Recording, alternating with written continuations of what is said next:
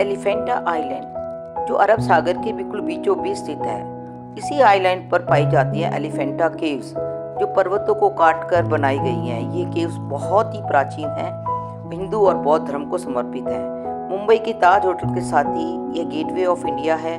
बहुत ही प्रसिद्ध स्थान है। मुंबई आने वाला हर व्यक्ति यहाँ जरूर घूमने आता है। गेटवे ऑफ इंडिया के बैक साइड से फेरी बोट लेनी पड़ती है आइलैंड पर जाने के लिए, क्योंकि एलिफेंटा आइलैंड मुंबई के समुद्र तट से 10 किलोमीटर की दूरी पर स्थित है।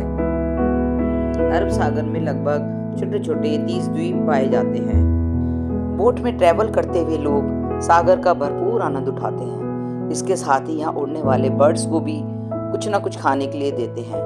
फेरी बोट से उतरकर केव के मुख्य द्वार तक जाने के लिए लगभग 1 किलोमीटर की दूरी को तय करना होता है। इसको या तो पैदल तय किया जा सकता है या मिनी ट्रेन के द्वारा भी यहाँ तक पहुँचा जा सकता है।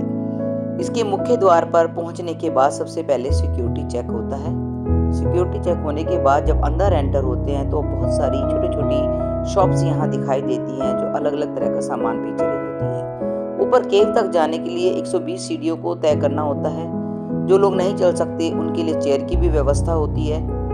ऊपर पहुंचकर मेन गेट से पहले टिकट लेना होता है। टिकट लेकर इसके मुख्य द्वार से अंदर एंटर होते हैं। यह इसका मुख्य द्वार है और यहाँ पर गुफाओं के बारे में बहुत महत्वपूर्ण जानकारियाँ लिखी हैं। वीडियो स्टॉप करके आप जूम करके इसको पढ़ सकते हैं। ये गुफाएं 5वीं से 8वीं शताब्दी के मध्य बनवाई गई थी। यह अत्यंत पुरानी बेसाल्ट गुफाएं ओरिजिनली धारापुरी के नाम से प्रचलित हैं, जिसका मतलब होता है पिलर्स वाला बड़ा हॉल। 1987 में यूनेस्को द्वारा इसे वर्ल्ड हेरिटेज साइट घोषित किया गया था। इसमें 7 गुफाएं हैं, 5 पश्चिम में जो भगवान शिव को समर्पित हैं और 2 पूर्व में गुफाएं हैं जो भगवान बुद्ध को समर्पित हैं।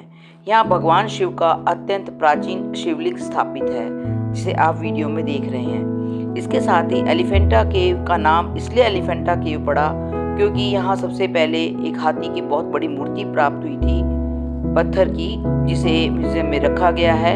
इसके साथ ही देखिए यहाँ पर शिव परिवार पूरा दीवारों पर चित्रित है।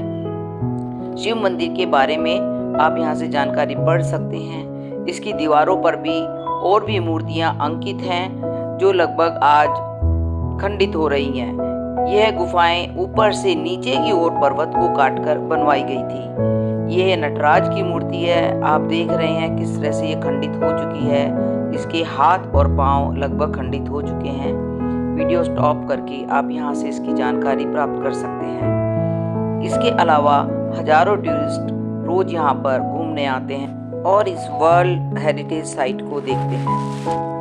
आप देख रहे हैं कि इसकी दीवारों पर चित्रित ये मूर्तियाँ किस हद तक खंडित और जर्जर हो चुकी हैं कि क्लियरली दिखाई भी नहीं दे रही हैं। एक इम्पॉर्टेंट इन्फॉर्मेशन कि ये गुफाएं मंडे को टूरिस्ट के लिए बंद रहती हैं, इसलिए इस बात का ध्यान रखें। यह चौथी गुफा है जो लगभग काफ़ी हद तक जर्जर हालत में पहुंच चुकी है। इसमें भी यहाँ पर एक शिवलिंग स्थापित है।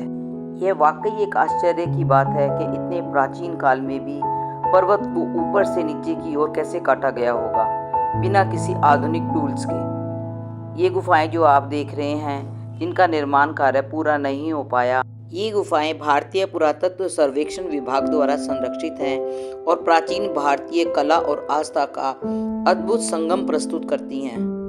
पर्वत के शीर्ष पर 2 तोप हैं, शायद ये सुरक्षा के लिए स्थापित की गई होंगी। इसके साथ ही यहाँ नीचे जो है गहरी और लंबी सुरंगें हैं। पर्वत के ऊपर से अरब सागर का यह व्यू बहुत ही अच्छा लग रहा है। वापसी का समय आखिरी जो बोट है वो 5:30 बजे चलती है, तो यात्री इस चीज़ का ध्यान रखें कि वे 5:30 बजे तक वापस जाने के लिए अपनी बोट पर पहुंच जाएं और वापसी में सूर्य अस्त का भी आनंद लें। इस तरह हम अपने इस छोटे से एलिफेंटा केव के ट्रिप को पूरा करके वापस गेटवे ऑफ इंडिया पहुंच गए हैं और हमारी जर्नी यहाँ पर समाप्त होती है। धन्यवाद।